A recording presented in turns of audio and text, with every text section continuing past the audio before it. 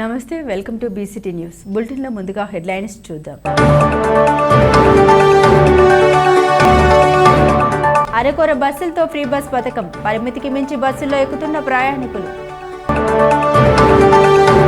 సింగపూర్లో స్వతంత్ర భారత ప్రభుత్వాన్ని ఏర్పాటు చేసిన దిశాలి Netaji Subhash Chandrabose. Forum for better Bapatla కార్యదర్శి డాక్టర్ పిసి సాయిబాబు. రైతులకు కావలసినంత డీఏపీ ఎరువు అందుబాటులో ఉంది, రైతుల అపోహలకు పోవద్దు, జిల్లా కలెక్టర్ జె వెంకటమురళి.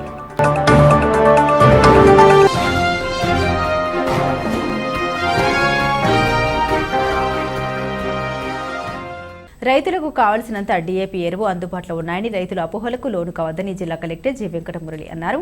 రెవెన్యూ వ్యవసాయ శాఖ రైతులతో కలెక్టర్ కార్యాలయంలో జిల్లాలోని వివిధ ప్రాంతాల రైతులతో సమావేశం జిల్లా కలెక్టర్ జె వెంకటమురళి సమీక్ష సమావేశాన్ని నిర్వహించారు. రైతుల సమస్యలపై కలెక్టర్ ఈ సందర్భంగా ఆరా తీశారు. జిల్లాలో యూరియా ఎక్కడ కొరత లేదని కలెక్టర్ స్పష్టం చేశారు. వ్యాపారులు కృత్రిమ ఎరువు కొరతలు సృష్టితే కఠిన చర్యలు తీసుకుంటామని అన్నారు. షాపుల లైసెన్సులు రద్దు చేస్తామని కలెక్టర్ హెచ్చరించారు. ఈసారి జిల్లాలో బ్లాక్ వైట్ బార్లీ పొగాకు సాగు పూర్తిగా నిషేధించడం జరుగుతుందన్నారు. రైతులు ఈ విషయాన్ని గమనించాలన్నారు. నిబంధన ఉల్లంఘిస్తే తప్పనిసరి చర్యలు ఉంటాయన్నారు. రైతులు పొగాకు నాటకుండా అధికారులు అవగాహన కల్పించాలన్నారు. నర్సరీలో పొగాకు నార్లు సాగు నిషేధించాలని అన్నారు. ఇతర జిల్లాల నుండి పొగాకు నార్లు తెచ్చి సాగు చేసిన పంట ధ్వంసం తప్పదన్నారు. జిల్లాలో అధిక వర్షాలు కురిసే అవకాశం ఉందన్నారు. రైతులు పంటల్ని కాపాడుకోవాలని సూచించారు. వ్యవసాయ శాఖ సిబ్బంది రైతులకు సలహాలు సూచన ఇవ్వాలన్నారు. జిల్లాలో ఫ్లాష్ ఫ్లడ్స్ వచ్చే అవకాశం ఉందన్నారు. కృష్ణా వరదలపై అధికారులు అప్రమత్తంగా ఉండాలన్నారు. సిబ్బందికి సెలవులు రద్దు చేసుకోవాలన్నారు. అధికారులు ఎల్లప్పుడూ ప్రజలకు అందుబాటులో ఉండాలని సూచించారు. ప్రజల్ని వరదలపై అప్రమత్తంగా వ్యవహరించేలా చేయాలన్నారు. ఈ సమావేశంలో అధికారులు తదితరులు పాల్గొన్నారు.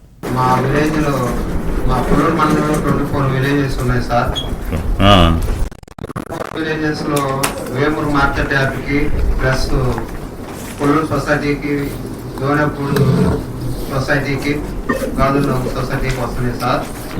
అనంతవరం ఈపూర్ ఒకటి, ట్యాప్ ఒకటి సొసైటీకి ఇంతవరకు పిండి అనేది రాలేదు సార్. మొత్తం కొల్లూరు కానీ వేమూరు కానీ వెళ్ళి తీసుకోవాల్సి వస్తుంది. ఈ 2 విలేజెస్ కూడా వస్తే కొంత యూరియా కొరతను డిఏపి డిసిఓ చెప్పండి. శాంసంగ్ మార్క్ఫెడ్ ఇవ్వలేదా మీకు? DM Markfed Karuna sir. Good morning sir. Responding sir. Sir, ఈ 2 సొసైటీస్ న్యూగా ఎస్టాబ్లిష్ అయ్యి ఉన్నాయి సార్. ఒక రిజల్యూషన్ కాపీ అడిగి ఉన్నాం సార్. లైసెన్స్ అంతా అయిపోయింది. ఈ వీక్ లో సప్లై చేస్తాం సార్. ఈ వీక్ లో కాదు, ఈ రోజు చేయండి. Sure sir. Okay sir. ఇంకా ఎవరైనా? చాలా థ్యాంక్స్ అండి, మీరు మాకు ఫీడ్బ్యాక్ ఇచ్చినందుకు. ఇంకా ఎవరైనా చెప్పండి. నా పేరు శ్రీకాంత్ అండి.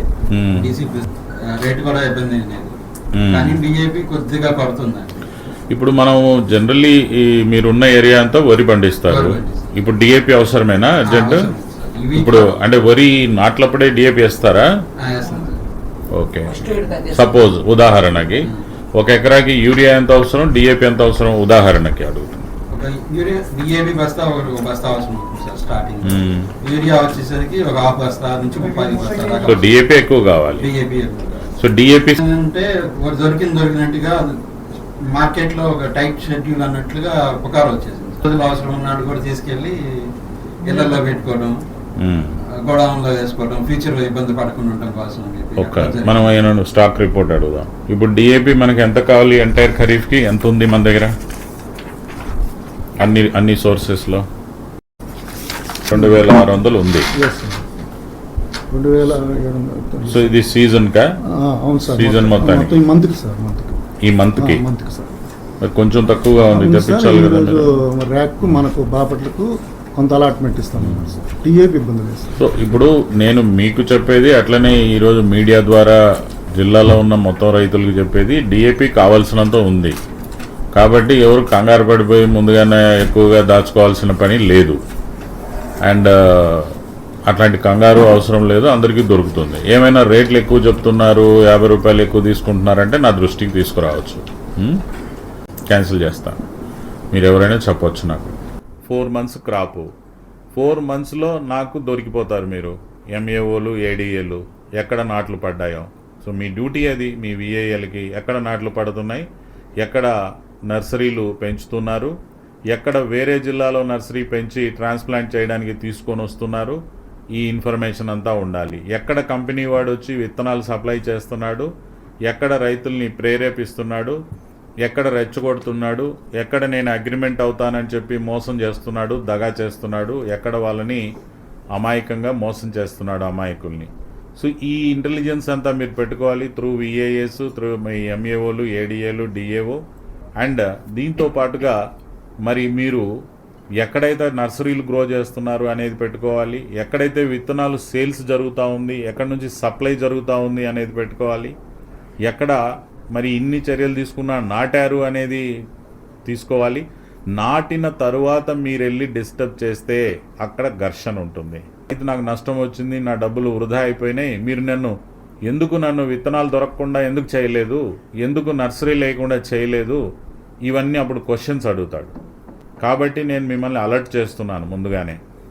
ఎక్కడైనా విత్తనాలు సప్లై జరిగినట్టు తెలిసినా, ఎక్కడైనా అగ్రిమెంట్లు అవుతున్నట్టు నా దృష్టిలో వచ్చినా, మీడియాలో నుంచి వచ్చినా, ఎక్కడైనా నర్సరీ గ్రో అవుతున్నట్టు వచ్చినా, ఎక్కడైనా నాట్లు పడుతున్నట్టు వచ్చినా మీరు ఆలోచించుకోండి, మీ ఉద్యోగాలు లేవు.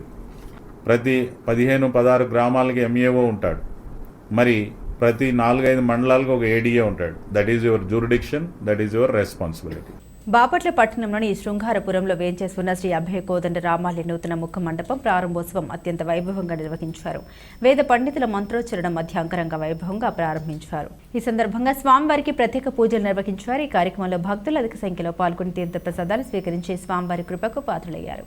అనంతరం భక్తులకు అన్న సంతర్పణ కార్యక్రమం నిర్వహించారు. ఈ కార్యక్రమాలను ఆలయ కమిటీ సభ్యులు పర్యవేక్షించారు. జల దిగ్బంధంలో ఎన్టీఆర్ కాలనీలు ఉండడంతో లబ్ధిదారులు ఆందోళన వ్యక్తం చేస్తున్నారు. అధికారులు కానీ నాయకులు కానీ కన్నెత్తి కూడా చూడలేదని ఆవేదన వ్యక్తం చేస్తున్నారు. ఇటీవల కురుస్తున్న భారీ వర్షాలకు ఎన్టీఆర్ కాలనీలు జల దిగ్బంధంలో ఉన్నాయి. ఇళ్లలో నుండి బయటకు రావాలంటేనే మోకాళ్లలోతు నీళ్లు ఉన్నాయి. కూరగాయలకు నిత్యావసర వస్తువులు కొనుగోలు చేసేందుకు కూడా వీలు లేకపోవడంతో పట్టణంలో ఇల్లు అద్దెకు తీసుకుని ఉండేందుకు ప్రయత్నాలు చేస్తున్నారు. గత ప్రభుత్వంలో సెంటున్నర స్థలం లబ్ధిదారులకు మంజూరు చేసి బలవంతంగా ఇళ్ల నిర్మాణం చేయించారు. దీంతో అప్పులు చేసి ఎంతో కష్టపడి కొందరు ఇళ్ల నిర్మించుకున్నారు.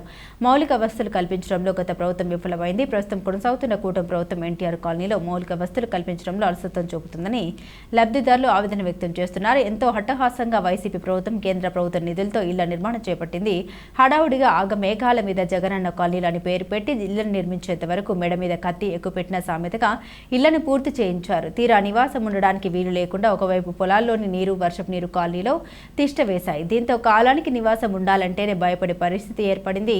మురుగునీటి వల్ల దోమలు పెంపక కేంద్రాలుగా మారాయి. దీంతో విష సర్పాలు ఇళ్లలోకి చేరుతున్నాయి. జిల్లాలో ఒకవైపు డెంగ్యూ జ్వరాలు ప్రబలుతున్నాయి. అందువల్ల ప్రాణాలనైనా రక్షించుకుందామని ఇళ్లను ఖాళీ చేసి అద్దెకు ఇళ్లను వెతుక్కునే పనిలో నిమగ్నమయ్యారు ఎన్టీఆర్ కాలనీ వాసులే. ఇప్పటికైనా కూటమి ప్రభుత్వం ఎన్టీఆర్ కాలనీలో మౌలిక సదుపాయాలు కల్పించి లబ్ధిదారులను ఆదుకోవాలని కోరుతున్నారు. బాపట్ల నల్లమల డ్రైన్ నాగరాజు కాల్వ మంచిరెడ్డి చెరువు సమీపంలో గత 3 సంవత్సరాల క్రితం లాకులు పూర్తిగా పాడైపోయాయి. దీంతో మూలపాలెం పొలాలు మునిగిపోతున్నాయని అప్పటి వైసీపీ ఎమ్మెల్యే మాజీ డిప్యూటీ స్పీకర్ బాపట్ల కోడ రఘుపతి అధికారులు లాకులు మరమ్మతులు చేశారు.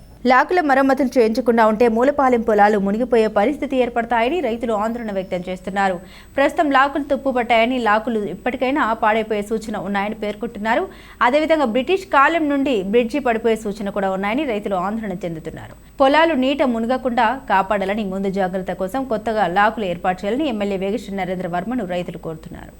1943లోని సింగపూర్లో స్వతంత్ర భారత ప్రభుత్వాన్ని ఏర్పాటు చేసిన దీశాలి నేతాజీ సుభాష్ చంద్రబోస్ అని ఫోరం ఫర్ బెటర్ బాపట్ల కార్యదర్శి డాక్టర్ పిసి సాయిబాబు అన్నారు. నేతాజీ సుభాష్ చంద్రబోస్ 81వ వర్ధంతి సందర్భంగా ఫోరం ఫర్ బెటర్ బాపట్ల ఆధ్వర్యంలో మండల కార్యాలయం వద్ద గల ఆయన విగ్రహానికి పూలమాలలు వేసి ఘనంగా నివాళులర్పించారు.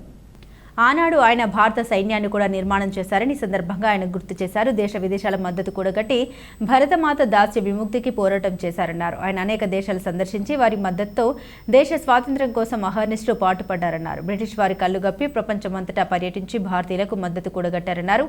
మొత్తం 11 సార్లు జైలు శిక్ష అనుభవించారని పేర్కొన్నారు. జై హింద్ నినాదాన్ని జాతికి అందించారన్నారు. ఇండియన్ సివిల్ సర్వీస్ కు ఎంపికై కూడా దాన్ని తృణప్రాయంగా త్యజించిన త్యాగమూర్తి బోస్ అన్నారు. ఈ కార్యక్రమంలో వెలుగు ఎంపీఎం దగ్గుబాటు సురేష్, న్యాయవాది టి భాస్కరరావు, నాయకులు బొట్టు కృష్ణ, గోపి, సురేష్ తదితరులు ఉన్నారు. 1943లోనే స్వతంత్ర భారత ప్రభుత్వాన్ని సింగపూర్లో ఏర్పాటు చేశారు నేతాజీ సుభాష్ చంద్రబోస్. ఆ మహనీయుడు మరి ఆ రోజుల్లోనే స్వతంత్రం రాకముందే భారతదేశానికి ప్రత్యేక ఒక సైన్యాన్ని, ఆంగ్లేయులతో పోరాటానికి, వారిని ఎదుర్కొనడానికి సైన్యాన్ని ఏర్పాటు చేశారు. అనేక దేశాలు ఆయన పర్యటించారు. వారందరి మద్దతు, విదేశీ ప్రభుత్వాల మద్దతు కూడగట్టారు. దేశ మాతను మరి దాస్య శృంఖలాల నుండి విడిపించడానికి ఆయన చేసిన కృషి అనన్య సామాన్యమైనది. 11 సార్లు ఆయన జైలుకి వెళ్ళారు ఈ క్రమంలో. అలాగే నేతాజీగా బిరుదుగార్చారు.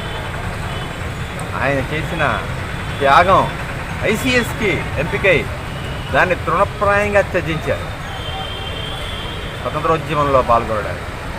అటువంటి మహనీయుడు ఆయన త్యాగం మనం ఎప్పటికీ తీసుకోలేము. ఆయన్ని స్మరించుకోవడం, మరి ఆయనకి నివాళులు అర్పించడం మన కనీస కర్తవ్యం. అరకొర బస్సులతో ఫ్రీ బస్ పథకం పరిమితికి మించి బస్సుల్లో ఎక్కుతున్న ప్రయాణికులు. దీంతో ప్రయాణికులు తీవ్ర అవస్థలు పడుతున్నారు.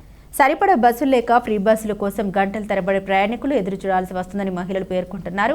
మహిళల కోసం ప్రత్యేకంగా బస్సులు ఉండాలని మహిళా ప్రయాణికులు కోరుతున్నారు. మహిళలకు ఫ్రీ బస్ పథకం వర్తింపజేయడం వల్ల టికెట్ కొని ప్రయాణించే పురుష ప్రయాణికులు తీవ్ర ఇబ్బందులు పడుతున్నారు. బస్సులో వేలాడి ప్రయాణం చేస్తుండటంతో కొందరు ప్రయాణికుల్ని కండక్టర్ బస్ దించి వేశారు. ఆటో డ్రైవర్స్ బస్ స్టాండ్ చుట్టూ తిరుగుతున్నా మహిళలు ఆటోలు ఎక్కడం లేదని ఆవేదన వ్యక్తం చేస్తున్నారు. కూటమి ప్రభుత్వం ఈ సమస్యలన్నింటినీ అధిగమించాలంటే చంద్రబాబు నాయుడు ఎలక్షన్ మేనిఫెస్టోలో చెప్పిన విధంగా ఫ్రీ బస్ పథకం అన్ని ఆర్టీసీ బస్సులకి వర్తింపజేయాలని ప్రయాణికులు కోరుతున్నారు. వర్షం ఇంతటితో ఆగితే వేరుశనగ పంట లాభాల బాట పడుతుందని రైతులు చెబుతున్నారు. వారం నుండి వర్షం కురుస్తున్నందున ప్రస్తుతం పొలంలో ఊక పడుతుందన్నారు. పంట వేసి 70 నుండి 75 రోజులు అవుతుందని, మరో 15 రోజుల్లో పీకుడు మొదలవుతుందన్నారు. ఎకరాకు 50,000 ఖర్చు అయిందన్నారు. వర్షం పోయి ఎండలు వస్తే 2 రోజుల్లో నేల అరికాయ నాణ్యముగా తయారవుతుందని రైతులు వివరించారు. ఇప్పుడు చెడు లేదు ఏరుశనక్కే, కానీ ఇక్కడ నుంచి కానీ ఇంత మంగారు ఉంటే కాయలు మొత్తం కుళ్ళిపోయే గుణం ఉంటుంది. వడబడుతున్నారు చేను, ఇక్కడ నుంచి 70 రోజులు దాటిన కానీ వడబడుతున్నారు చేను. లేకపోతే ఇబ్బంది పడాల్సి వచ్చింది, మళ్ళీ కుళ్ళిపోతాయి కాయలు మొత్తం పనిలేదు కదా. అది 50,000 కానీ ఎకరానికి పెట్టుబడులు. మరి ఇప్పుడు ఏదైనా మాకు ఇవాడిగా వర్షం పడి తడి ఆరకుండా ఉంటే మాకు లాస్ అయ్యేకనా దీనివల్ల. అది ఇప్పటి నుంచి మాకు మామూలుగా 40-50 రోజులు అప్పుడు లాభాలు వస్తాయి, లేకపోతే అసలు లాస్ అసలు పెట్టుబడికి లాస్ వచ్చేసిందండి. బులెటిన్ ముగించే ముందు హెడ్లైన్స్ మరోసారి. అరకొర బస్సులతో ఫ్రీ బస్ పథకం, పరిమితికి మించి బస్సుల్లో ఎక్కుతున్న ప్రయాణికులు. సింగపూర్లో స్వతంత్ర భారత ప్రభుత్వాన్ని ఏర్పాటు చేసిన దిశాలి Netaji Subhash Chandrabose. Forum for better Bapatla కార్యదర్శి డాక్టర్ పిసి సాయిబాబు. రైతులకు కావలసినంత డిఏపి ఎరువు అందుబాటులో ఉంది. రైతుల అపోహలకు పోవద్దు. జిల్లా కలెక్టర్ జె వెంకటమురళి.